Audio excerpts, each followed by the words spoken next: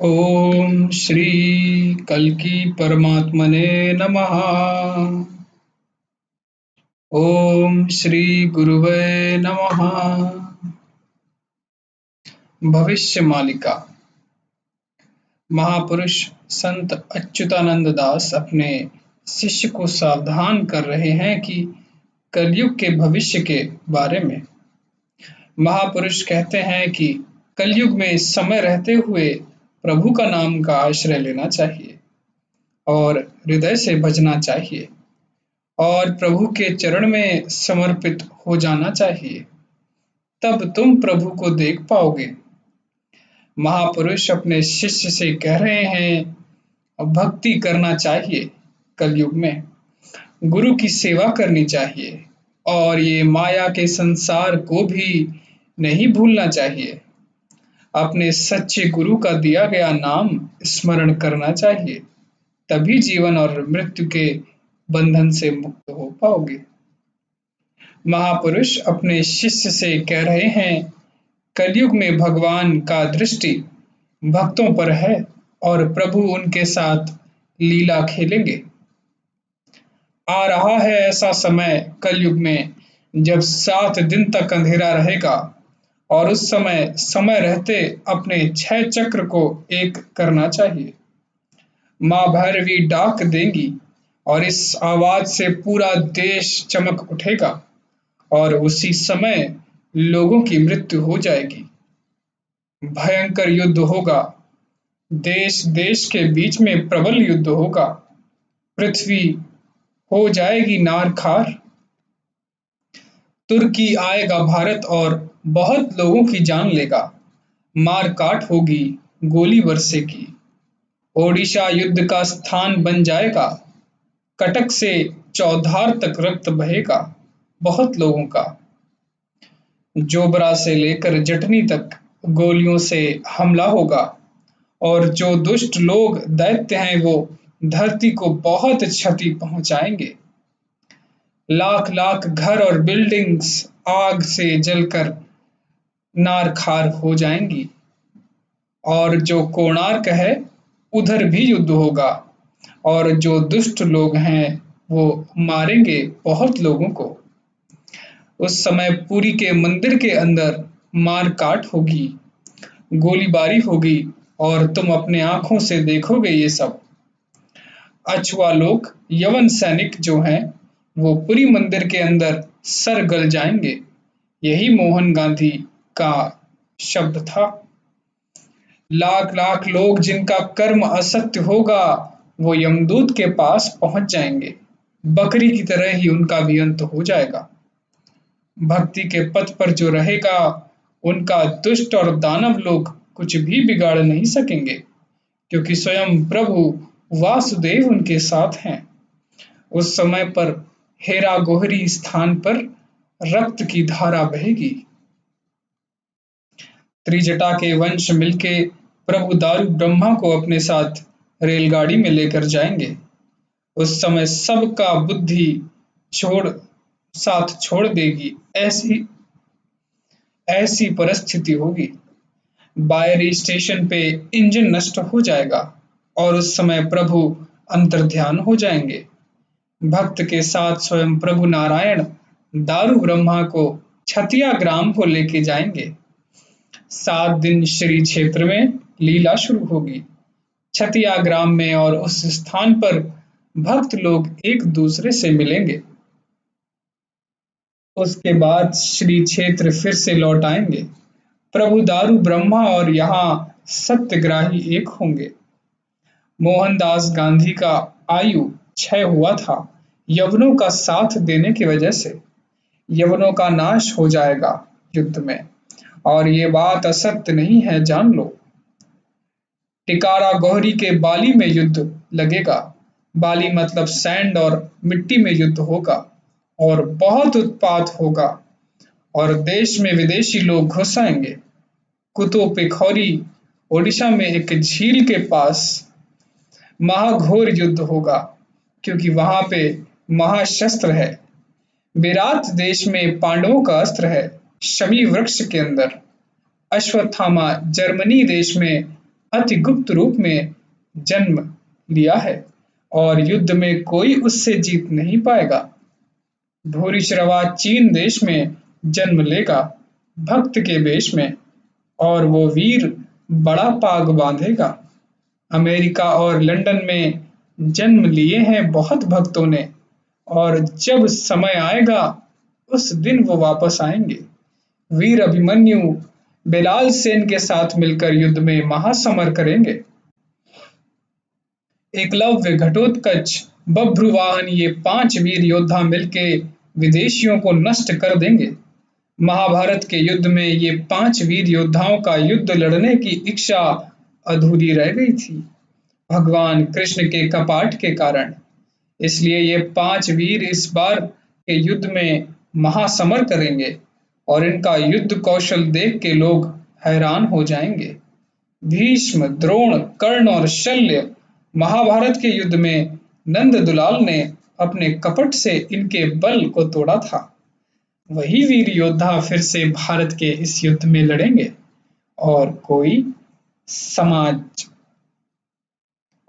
समझ नहीं पाएगा और युद्ध भूमि में ऐसी तबाही करेंगे कि विदेशी लोगों को हर एक चाल को विफल कर देंगे और जीत का झंडा लहराएंगे।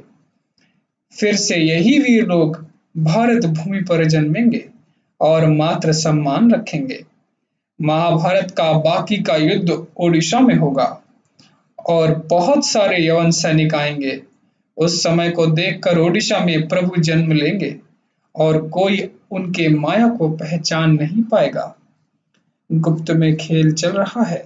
हर घर में जो घर के मालिक हैं, प्रभु हर घर में चुपके से घूम रहे हैं और भक्तों को ढूंढ रहे हैं। 5 पांडव मिलके बदमंतु को खींच के तोड़ देंगे और उनके साथ रहेंगे प्रभु बलदेव जी।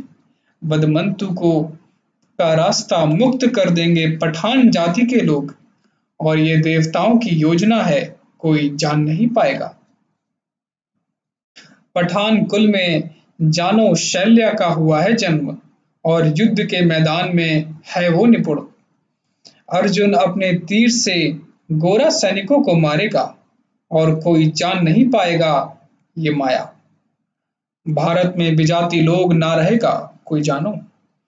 अलेख धर्म के लोग चंदियों के हाथ से उनका पतन हो जाएगा, क्योंकि जिस उद्देश्य के लिए उनके अनादि स्वामी ने इस धर्म का स्थापना किया था, वे लोग उस उद्देश्य से भटक जाएंगे। विशेषकर पश्चिम और उत्तर देश भीषण युद्ध के कारण ध्वंस हो जाएंगे। कोलकाता जो शहर है, वहां आग से भीषण तबाही होगी और भारत युद्ध का मैदान बन जाएगा। नास्तिक, ईसाई, इस्लाम, बौद्ध धर्म, जैन और जो अलेख धर्म के लोग हैं, सबका धर्म गर्व टूट जाएगा।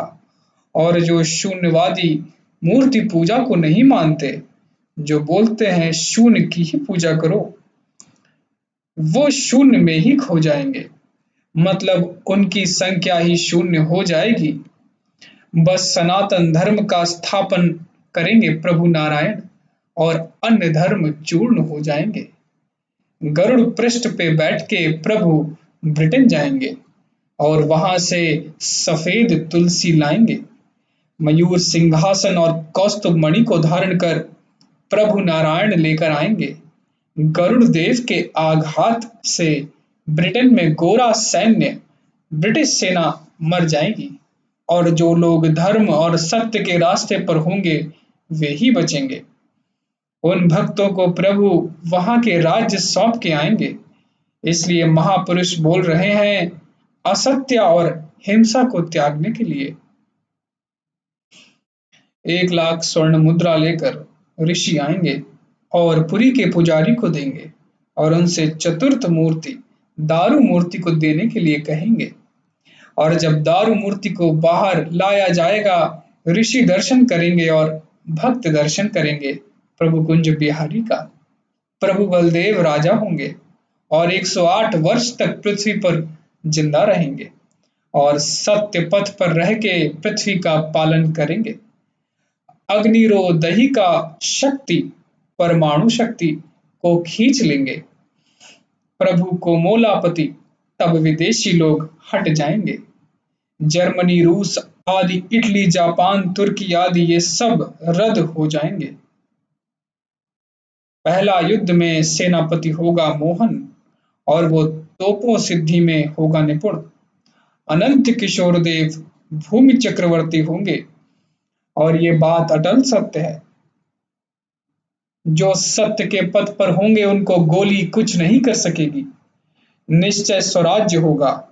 यवन भारत छोड़ के जाएगा और ये सब घोर कली काल में होगा। महाकली जब छाएगा धरती में, तब हिंसा शुरू होगा एक दूसरे के ऊपर। गांव गांव में बकरी मार काट के खाएंगे। ये देख देवा देवी दुखी हो जाएंगे और घोर रात्रि में हान काट होगा। सब कुछ कंट्रोल होगा और कागज कागज में पृथ्वी चलेगी और देश में रुपया पैसा नहीं होगा। कल्पवत का जो पूर्व दिग में शाखा है वो सूखने लगेगी और ईशान्य दिग के और जीवित रहेगा। गले में माला नहीं होगी, लुंगी पहनेंगे कमर के नीचे। सब लोग होंगे निर्लज, पठान वेश में होंगे, इसको नकार नहीं सकते और इसलिए इनका आयु क्षय हो जाएगी। सब एक जैसे हो जाएंगे, कोई वेद और विद्या का विचार नहीं रखेगा। मनुष्य बहुत मिथ्यावादी होंगे। विधवा ब्राह्मणी का विवाह होगा, विधवा ब्राह्मणी का विवाह होगा और ये बात सुन के तुम हैरान हो जाओगे। कहीं पे भी भक्ति सेवा भाव नहीं रह जाएगा। चाची और बुआ को वो हरण करेंगी। मामा भांजी भाई बहन ये सब रिश्ते खराब हो जाएंगे। बहुत अन्याय करेंगे और प्रसाद खाएंगे और ताली मारेंगे और अंत में चंदियों के हाथ से उनका अंत हो जाएगा। नारी उग्र स्वभाव की होंगी, पति की बात नहीं मानेंगी और पर पुरुष के साथ घूमेंगी। ब्राह्मण शूद्राणी से प्यार, शूद्र ब्राह्मणी से प्यार करेगा। राज्य में गौ और बैल के सहारे खेती करेंगे।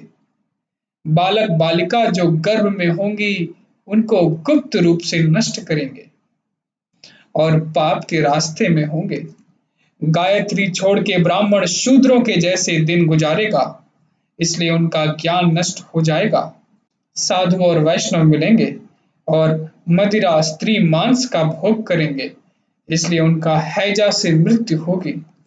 बहुत अन्याय होगा और जोर जोर से भूकंप होगा और बिजली गरजेगी और उस समय पर तूफान होगा। पूरी जगन्नाथ मंदिर के ऊपर से पत्थर बार बार गिरेंगे और तुम इन्हीं आंखों से देखोगे। मंदिर के पंडा पुजारी वैश्या के साथ समय बिताएंगे और काल उनको समाप्त कर देगा। 9 प्रकार के कंतनी समय समय पर आएंगे और पृथ्वी में छा जाएंगे।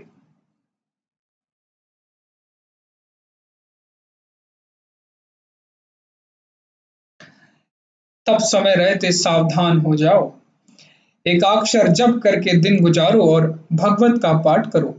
7 दिन जब पृथ्वी पर अशांति होगी, ये ये मैं मेरा त्रिकुट पे ध्यान लगा के बोल रहा हूँ। 4 द्वारों को एक करके अपने कुल कुंडलिनी को जागृत करो, तब तुम प्रभु श्री हरि के दर्शन करोगे। बहुत सारी नदियों का पानी बढ़ जाएगा, जिसके कारण अनेक लोगों का विनाश होगा और उस समय पर बारिश नहीं होगी। गांव में कुछ ही लोग रहेंगे और पापी लोग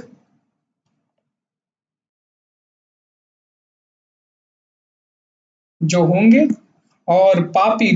होंगे वो सब चंदियों के हवाले पड़ेंगे। बहुत धन का अभाव होगा और कुछ दिन तक अराजकता फैलेगी और वो अंग्रेज छोड़ के चले जाएंगे। गाय बहुत मरेंगी, चारों ओर अकाल पड़ जाएगा। घर घर में एकाक्षर मंत्र का प्रचार होगा और ये सुन के पिता और पुत्रों के बीच में दरार उत्पन्न होगी।